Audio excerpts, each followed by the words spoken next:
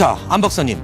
지금 얘기를 들어보니까 북한의 지금 고위 간부예요. 실제 현재 간부로 활동하는 사람인 것 같은데 이 사람이 이렇게 얘기합니다.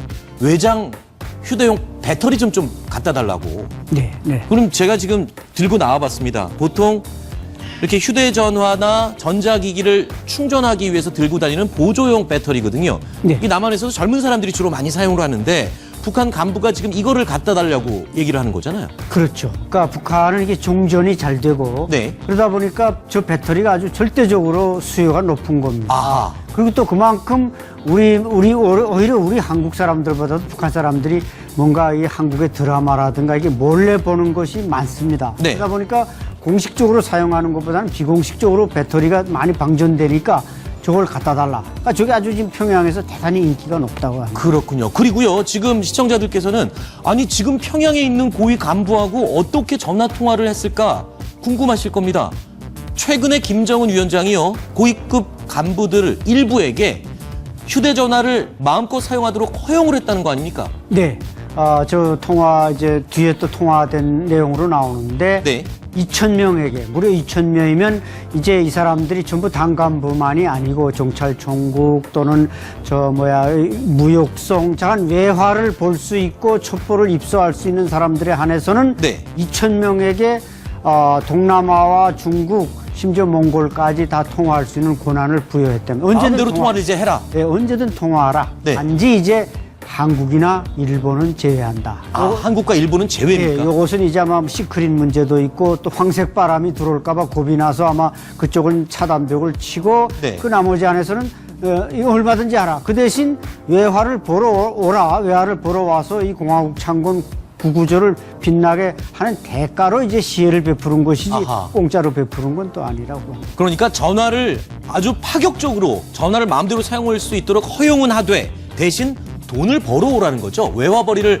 해와라라고 하는 건데 한국과 일본은 제외했다. 네, 북한의 그 휴대전화 방식이 네. 우리 같은 CDMA 방식이 아니고 네. 유럽에 쓰는 방식입니다. 이거는 북한 당국이 100% 전부 다 감청을 할 수가 있습니다. 아하. 그러니까 내가 감청할 수 있는데 니들 통화를 마음대로 해봐라. 네. 그러니까 국가에 대한 그 피해를 주지 않고 네. 오로지 무역 얘기만 하라. 이런 얘기가 하나 되는 것이고, 그다음에 이제 다른 나라는 다 돼도 왜 한국과 일본은 안 되냐? 이거 말이죠. 번호 가지고 얼마나 통제가 됩니다. 국가 그 고유번호 같지 않습니까? 일본이 81번이고 한국이 82번인데 네. 아마도 아무리 눌러도 전화가 안 될 겁니다. 네. 자, 이 휴대전화나 전자기기를 충전할 수 있는 휴대용 외장 배터리를 좀 갖다 달라고 이야기하는 북한의 간부 목소리를 직접 들으셨는데요. 이 휴대용 배터리 말고 또 북한 간부가 아주 간절하게 갖다 달라 또는 사겠다라고 하는 물품이 있습니다. 어떤 물품일까요? 목소리를 직접 들어보시죠.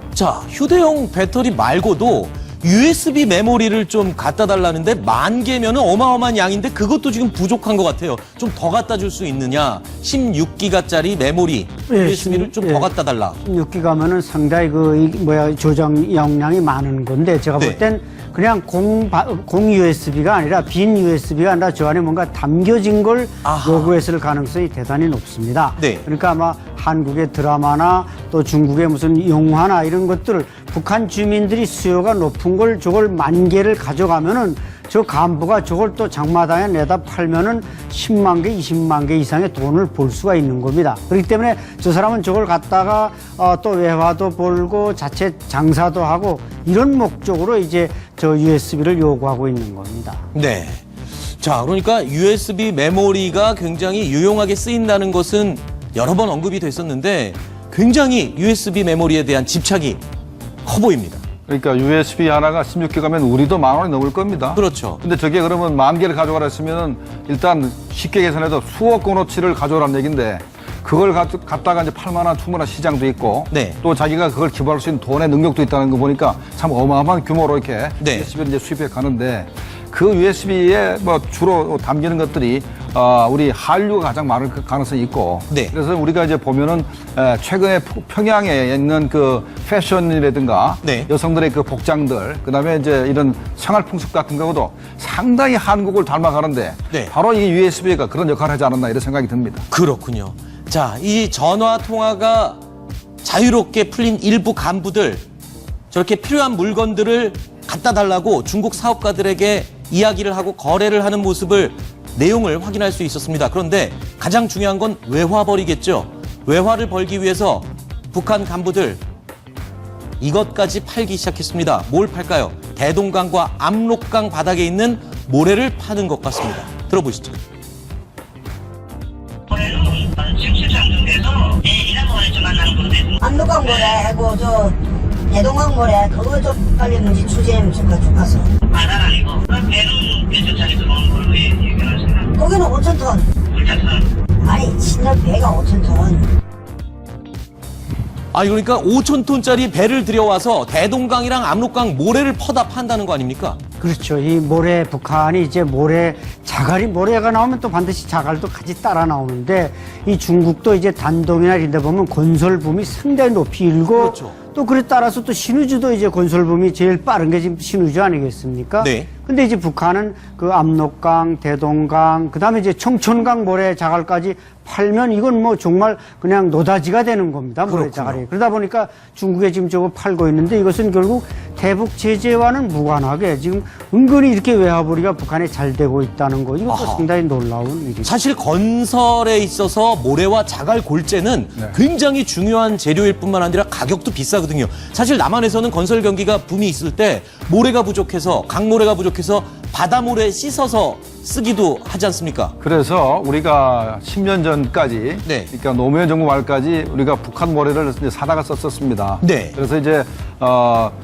모래만 싣고 가는 선박도 있었고, 이제 인천항까지 남포에서 인천까지 이제 선이 있었고, 그다음에 전기선이 있었어요. 네. 일주일에 한 번 정도 화물선이 남포부터 인천항까지 정기적으로 왔다 갔다 해서 필요한 기업에서는 거기다가 뭘 실어달라고 이렇게 얘기를 해서 이제 화물선이 있을 정도로 네. 옛날에는 이게 상당히 활발했고 그 당시가 우리 김대중 노무현 등 그 당시에 우리가 북한 모래를 수입할 때 네. 우리가 건설하는데 모래가 가장 필요한 때였었습니다. 그랬죠. 그때 이제 모래를 많이 수입해서 이걸 쓴 적이 있습니다. 네.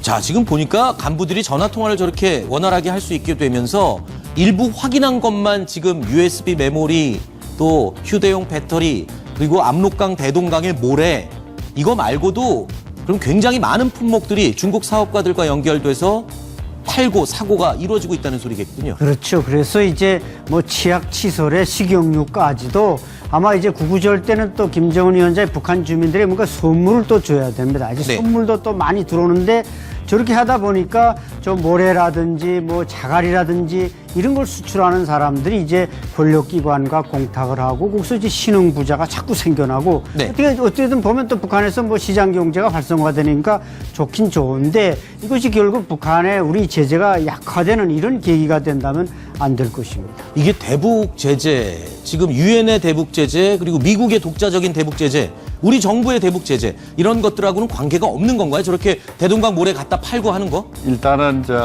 북한과 거래하는 것 자체에 유엔 제재 거래 자체 이제 유엔 제재 위반은 위반이죠. 네. 그러나 모래 자체는 품목은 아닙니다. 아. 근데 어쨌든 간에 북한과 이 돈 거래를 했고 돈을 지불했기 때문에 이건 유엔 제재 위반은 확실합니다. 그렇군요. 자, 뉴스탑10이 단독으로 입수해서 전해드린 북한의 현직 고위 간부와의 전화 통화 내용. 여러 가지 물건들을 사고 파는 모습을 확인할 수 있었습니다. 이런 와중에요, 북한 내부는 정권 수립 기념일이죠. 다음 달에 있을 9월 9일 구구절을 앞두고 관광객 몰이에 매진을 하고 있는 모양새입니다. 이재명 차장, 예. 최근에 북한에서 외국인 입국 제한을 하지 않았습니까? 그런데 다소 이례적인 움직임이 포착이 됐어요. 그러니까 중국에 있는 북한 전문 여행사에서 지금 북한 관광 상품을 열심히 팔고 있다고요? 그렇습니다. 그러니까 얼마 전까지만 해도 외국인들의 입국을 다 이제 전면 중단시켰다 이런 이제 뉴스가 나왔죠. 그게 네.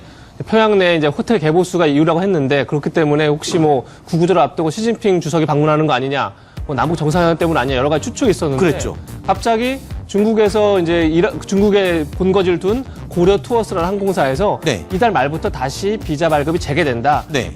왜냐하면 구구절을 앞두고 관광 상품을 더 팔기 위해서다. 아하. 그래서 베이징발 평양으로 들어가는 항공 노선을 더 늘린다. 네. 이렇게 소개하면서 적극적으로 지금 호객행위를 하고 있다. 이렇게 알려지고 있습니다. 심지어 지금 뭐 구구절을 앞두고 아리랑 공연을 변형한 대형 공연을 또 준비하고 있고 한데 외국인들한테 이런 홍보를 하고 있다고 그래요. 그러니까 요번에 구구절 오면 열병식도 구경할 수 있게 해주겠다 이런 홍보를 한다고요? 그래서 말이죠. 이번에 구구절을 그 상품화 해가지고 네. 중국 관광객들이 하루에 한 2,000명 정도 들어가는데 일단은 통제를 했다가 구구절 그 기간에 들어오게 해서 돈을 더 벌라는 작전 아닌가 생각이 들어요. 네. 그러니까 그 열병식도 볼 수 있고 그다음에 이제 빛나는 뭐 조국이라는 네.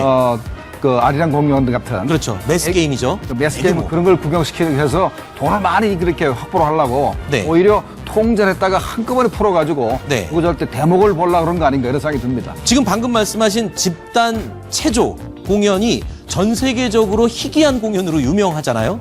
그런데 이 공연을 볼 수 있는 티켓이요.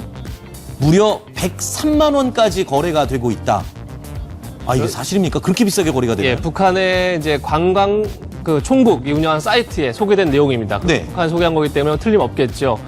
특등석 같은 경우 800유로입니다. 우리 돈으로 하면 한 103만 원 정도에 이릅니다. 아하. 3등석이라 하더라도 13만 원이기 때문에 굉장히 저희가 봐도 비싼 가격이죠. 그렇죠. 이렇게 지금 본적으로 말씀하셨지만 어쨌든 이게 매스게임 자체가 굉장히 희소성이 있고 사람들한테 굉장히 관심이 있죠. 그렇기 네. 때문에 이번에 아마 굉장히 대대적으로 외국인 관광객을 모집하기 위해서 높은 가격이라도 오는 사람이 있을 것이다. 이렇게 판단하고 이렇게 홍보를 하고 있는 게 아닌가 싶습니다. 이게 주로 외국인 관광객들한테 받는 가격이겠죠? 국내 인민들에게도 이렇게 받을까요? 어떻습니까? 북한 자체로는 저걸 살 만한 능력이 있는 사람이 거의 없고 네. 또 자리 차려지지도 않고 네. 또 특등석, 1등석이 이제 만약에 김정은 위원장이 나온다면 그 김정은 위원장이 앉는 로얄박스 쪽에서 가장 이제 화면이 정면으로 보이고 사진 촬영도 유리한 자리이기 때문에 네. 그런 자리이기 때문에 저렇게 103만 원 받고 저것은 아마 중국의 뭐 부자들이라든지 또 일본 관광객이나 이런 사람들에게 팔기 위해서 저렇게 비싸게 약간 바가지성이라고나 할까요? 네. 이렇게 높이 불렀지 북한 사람이 저걸 사들고 저 안에 들어갈 사람